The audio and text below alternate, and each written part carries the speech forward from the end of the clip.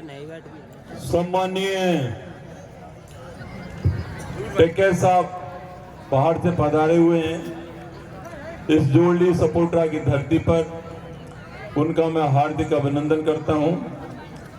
और हमारे विधायक हंसराज जी, विधायक थावरचंद जी, पूर्व मंत्री राजेंद्र गुड़ा जी, पूर्व विधायक कमला जी, नरेश जी, आमीन पठान जी, विनोद जाखड़ जी, जिला प्रमुख रखीलाल जी, समस्त प्रधान और यहाँ पर करौली और सवाई माधोपुर से पधारे हुए मातृशक्ति, मेरे बुजुर्गों, युवा साथियों, हम तो ये निवेदन किया था कमेटी से कि विधायक साहब बोले और वो बताएंगे वो हम क्या मदद करेंगे।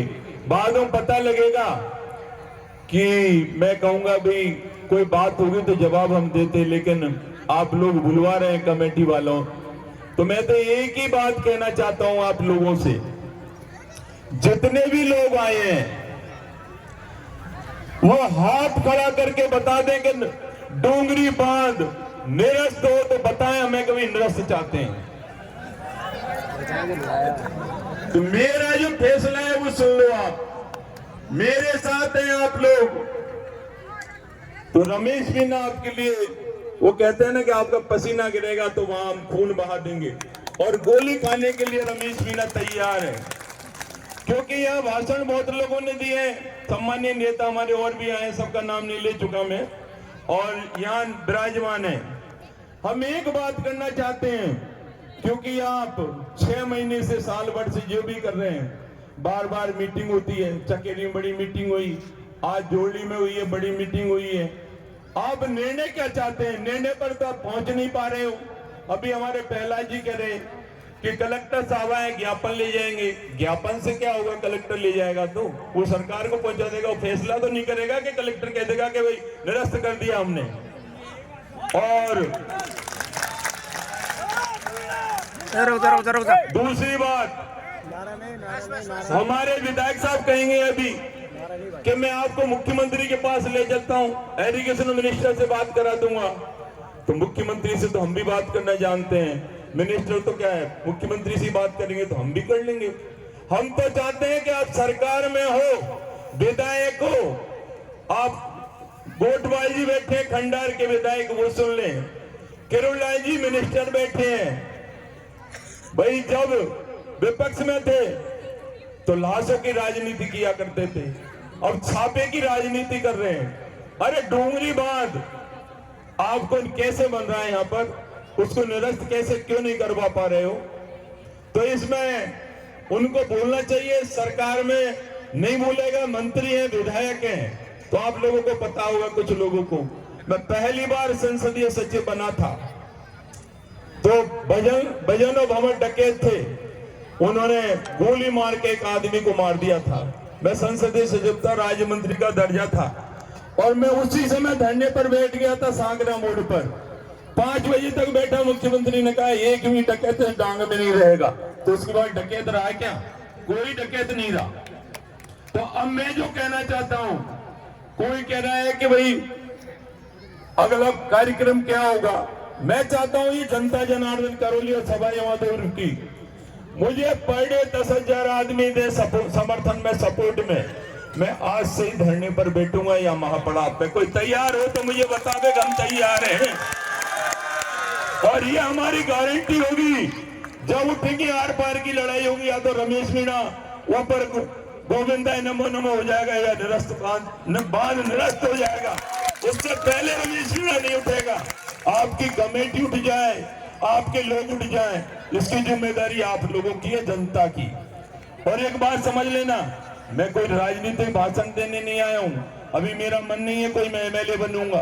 अभी 3 साल है, विधायक साहब अच्छा काम करें, जनता में अच्छी छवि बनाए।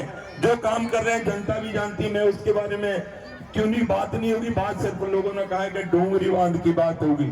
तो आप लोगों को अभी यही पता नहीं है कि डोंगरी बांध में कौन कौन से काम तो डूब में आ रहे हैं, कौन कौन से काम उठेंगे। अभी कोई कहता है शुरू से चल रहा है 76 काम, 76 काम नहीं है, टोटल 88 गांव है। मेरे पास पूरी लिस्ट है, पूरी जानकारी है। आप चाहें तो मैं बता सकता हूं आपको पता हो कि भाई कौन कौन से काम आएंगे। ये 4 गांव हाड़ौती के और 4 गांव बोरी पानी के, ये तो टोटली हट जाएंगे। हाड़ौती कस्बा हट जाएगा, रहेगा ही नहीं।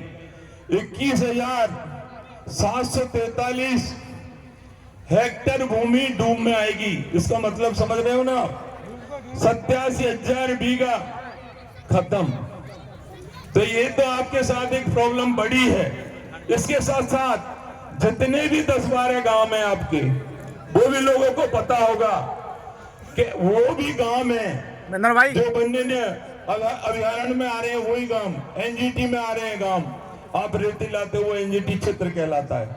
तो आपकी समस्या एक नहीं है, 2 समस्याएं हैं, क्योंकि आप लोगों को अभी पता ही नहीं है कि कौन क्या कह रहा है, कौन क्या नहीं कह रहा। अभी तक किसी के पास कागज नहीं है कि भाई इसमें हो क्या रहा है। तो मैं थोड़ा सा आपको शॉर्ट में बता देना चाहता हूं कि उसमें जो सरकार क्या करना चाह रही है कि यहां पर जो बांध बनाने जा रही है, उस पानी को 11 जिलों में दिया जाएगा। धौलपुर, करौली, सवाई माधोपुर, दौसा, आपके अलवर के 3-4 जो है, खैरतल है, तिजारा है, आपका डी के भरतपुर है, धौलपुर है, और उसके अलावा कोटपुतली। इस तरह 11 जिलों में पानी जाएगा। और इतना बड़ा बांध बना रहे हैं, उसकी कीमत है फर्स्ट फेज की 1043 करोड़ रुपए लगेंगे। इन्होंने तय किया है कि यहां पर बनाएंगे। अब बात आएगी, लोग कहेंगे कि ये आरसीपी का मुद्दा है, ये नया मॉडिफाइड किया है। पार्वती, काली सिंध और चंबल को रिवर जोड़ने का जो प्रोग्राम है, उसके तहत यहाँ के इंजीनियरों ने आप लोगों को न बताकर उन्होंने ढूंढा है कि कम पैसे में, कम लागत में और स्टेट हाउस का हार्ड हो, वहां पर बांध को बनाया जाए। तो ये बांध यहाँ पर लाए हैं। तो इसकी लेंथ ज्यादा लंबी नहीं होगी, इसकी लेंथ केवल 1600 मीटर होगी। लेकिन इसका डूब का क्षेत्र पहले फर्स्ट फेज में 220 मीटर पर बनाते हैं एमडब्ल्यूएम पर। तो इसमें करीब 68 गांव जाएंगे और 227 पे तय कर रखा है इन्होंने। तो उसमें 88 गांव जाएंगे, जोड़ी भी है। लेकिन कुछ गांवों की तो स्थिति ये होगी, वो मैं आपको थोड़ा सा बता दूं कि इसकी जो क्षमता है ये 1588 मिलियन क्यूबिक मीटर, ये 227 मीटर पर। और इसमें जो जल संग्रह होगा, वो जो बारिश का पानी है, 45% पानी को रोका जाएगा और उसके बाद 11 जिलों को दिया जाएगा। मैंने एसीएस लेवल के अधिकारी से पूछा, भाई कि पानी हमारा आप सिंचाई के लिए हमें दे रहे हो थोड़ा बहुत, हमारे तो पानी पहले ही वाटर लेवल खूब है, पानी के लेने की जरूरत नहीं है, हमारे पानी को बाहर दे रहे हो आप, तो ये ठीक नहीं है, हमारी जमीन जाएगी और सरकार आपसे वायदे करेगी और भी बहुत बातें होंगी कि तुम्हें मुआवजा मिल जाएगा।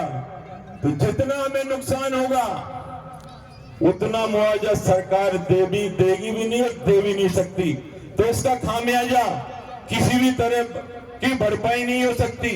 इसका एक ही बात है, अगर आप संकल्प करो और इस धरती माँ की कसम खाओ कि हम लड़ाई आर पार की लड़ेंगे, हमें किसी कलेक्टर को नहीं बुलाना है, हम बात करेंगे कमेटी के लोग, तो मुख्यमंत्री से भी मिलेंगे, कलेक्टर तो आ जाएगा, कलेक्टर बड़ी बात नहीं है, ज्ञापन देने से कुछ नहीं होगा भाई। मैं तो चाहता हूं कि यहाँ महापड़ाव यहाँ हो जाए, उसके बाद कमेटी तय कर ले कि 2-3 दिन बाद, 4 दिन बाद इस पड़ाव को हम नई जगह पे रखें, क्योंकि अभी जोड़ली वालों ने टेम्परेरी व्यवस्था की है, तो इसकी व्यवस्था आगे हो जाए और वहां पर हम धरना दें, क्योंकि हमारी प्राइमरी स्टेज गांधीवादी तरीके से हमें धरना देना होगा, ताकत को दिखाना होगा। नहीं तो क्या होगा, आज भी मैं देख रहा था, मैं भी करीब यहाँ पर 1 बजे आया हूँ, हमारे जो भाई बहन आए हैं बस अब जाने की तैयारी में, 12-1 बजे आएंगे, 4-5 बजे चले जाएंगे, फिर उसके बाद दूसरे दिन आएंगे, बुलाएंगे तो फिर 2-4 दिन बाद कोई प्रशासन का प्रेशर आ गया या कोई अन्य प्रॉब्लम हो गई तो उसमें से 1/4 भी नहीं दिखेंगे। लेकिन मैं आपसे कहना चाहता हूं, ये छोटा मुद्दा नहीं है, बहुत बड़ा मुद्दा है और आसानी से नहीं सुलझेगा, क्योंकि मुख्यमंत्री जी बात करने के लिए तैयार हैं। हम उनसे बात कर लेंगे, कमेटी बात कर लेंगे, पंच पटेल बात कर लेंगे, इसकी अगुवाई पंच पटेल करें। हम नहीं कहते कि हमारे नेतृत्व में धरना दिया जाए, पंच पटेलों के नेतृत्व में जो लोग इससे ग्रसित हैं वो लोग आगे आए, क्योंकि हाड़ौती कस्बा बैठा है, उनको पता ही नहीं है। अभी रोपुरा है, परदौनपुरा है, एकट है, किराड़ी है, ये तो बिल्कुल उठ जाएंगी। पूरी पहाड़ी है, आपके वीर जो गांव है वो बिल्कुल उठ जाएंगे, सबके नाम मैं बता दूंगा आपको। और इसमें जो भूमि जा रही है आपकी वो भी मैंने बता दिया। इसमें रेलवे के भी मौलाना स्टेशन है, मकोली है, इसके बीच में 2 पुल जाएंगे। उसके बाद मोरल नदी पर जो डीमोदर रेलवे स्टेशन के बीच में है 1 पुल, यहां भी नया बनेगा तो रेलवे तो 4 ट्रैक बना देगी। लेकिन इसमें सबसे महत्वपूर्ण बात है कि कोर एरिया फॉरेस्ट का आ रहा है, जो इको सेंसिटिव जोन जिसमें कहते हैं कोई भी क्रियान्विति कोई नहीं होगा काम, वहां भी उसको भी इसकी भी जमीन जा रही है। सबसे बड़ी बात है, सरकार में जो लोगों ने मैसेज पहुंचाया है कि किसानों की भूमि कम है, सरकारी भूमि ज्यादा है और कुछ बफर की है। और दूसरी बात ये सामने आई है कि इसका विरोध तो आप कान खोल के सुन ले सब लोग कि इसका विरोध किसान नहीं कर रहे हैं। ऊपर जो बात पहुंचाई गई है कि इसको तो बजरी माफिया है, बजरी वाले नहीं चाहते, तो हम तो उन लोगों को भी कहना चाहते हैं जो बजरी के लिए रास्ता बना रहे हैं, बजरी को लाना चाहते हैं। अरे बांध नहीं बंधेगा तो बजरी भी आ जाएगी और भी काम हो जाएंगे। तो इसमें भाई काम करो, लोगों की मदद करो। और हम चाहते हैं किसी भी कीमत पर डोंगरी बांध रद्द होगा और होके रहेगा। जनता का साथ चाहिए, समर्थन चाहिए। हम कोई राजनीति नहीं करते, हम आगे लेना चाहते हैं। हमारे विधायक साहब आगे आए, कंडार का विधायक आगे आए, किरोड़ी लाल जी हैं वो आगे आए।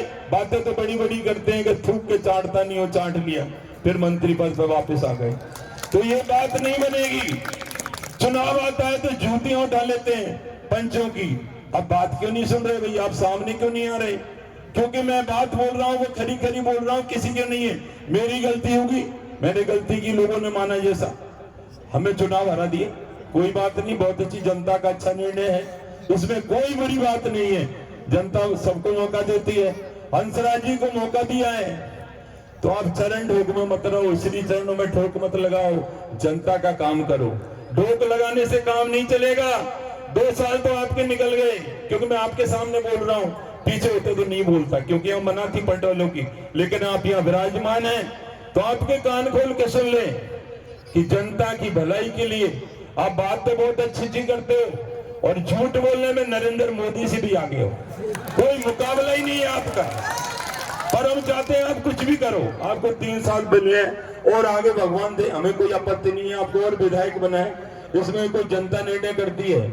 लेकिन जो जनता की प्रॉब्लम है वो सबसे बड़ी प्रॉब्लम है कि इधर हमारे साथ डोंगरी बांध के बीच में हमें फंसा दिया है। हमारी जमीनों को ये कब्जा कर लेंगे लोग और बाहर पानी देंगे। अरे हम क्या तापेंगे, यहाँ से पानी ले जाके वहां दे देंगे।